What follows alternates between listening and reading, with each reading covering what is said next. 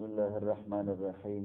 وعنه قال سمعت رسول الله صلى الله عليه وسلم يقول كل أمتي معافا إلا المجاهرين.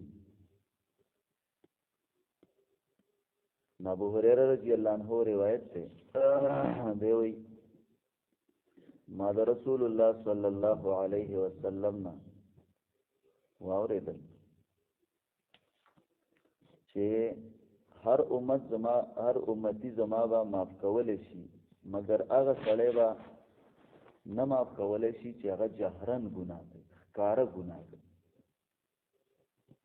په بعضې ګناه دي چې هغه پټوي کنه، سړی پټه کوي. بعضې ښکاره ګناه ده، نو هغه ښکاره والا ګناه، ښکاره نافرمانه چې دی په ښکاره باندې د الله خلاف کوي، د الله رب العالمین نافرمانی کوي، خلک یې ویني او دی د الله څه کوي؟ نافرمانی کوي. دا خو بس عام نن سبا عام دی. وایي دا سړی به نبي علیه الصلاة والسلام وایي دقه مجاهرین چې دي ښکاره ګناه کوونکي دا به نه مات کوي. او به یې وفرمایل چې په ښکاره کار کې یو دام دی چې یو سړی د شپې یو کار وکړي، بیا سبا کې الله پې پرده راچولي، د شپې ګناه کړي او دی به خلکو ته وایي پلاني بیګه خو مې داسې کار وکړو. صحیح ده؟ اوس ده هغه کار مثال ته ور ګناه ده، هغې په پرده کې کړله خو خلکو ته یې وایي بیا. نو دام ښکاره کول د خپلې ګناه دي، چې ښکاره کول د خپلې ګناه دي، خپله ګناه ښکاره کوي. نو نبي علیه الصلاة والسلام وایي دا به هم الله نه معاف کوي، یعنې پټې ګناه والا بیا هم الله معاف کوي. ځکه چې دی د خلکو نه حیا کوي، نو الله رب العالمین وایي زه تا د خلکو نه حیا کړې وه او ما در باندې دنیا کې پردې راچولې وي، نو بس زه ما راته معاف کړه. خیال دی پرون حدیث کې تفصیل شوی و که نه؟ خو که داسې یو سړی دی چې هغه په پټه ګناه وکړله خو بیا یې خلکو ته ښکاره کوي، نو نبی علیه الصلاة والسلام وایي دا هم د دې نه ده چې یو سړی په ښکاره باندې ګناه کوي، او چې ښکاره ګناه کوي نو هغه به الله رب العالمین نه معاف کوي. نو دی د الله هغه پرده چې کي هغه ښکاره کړي، الله چې پرده راچولې ده او دی هغه پرده ماته کي ښکاره وي.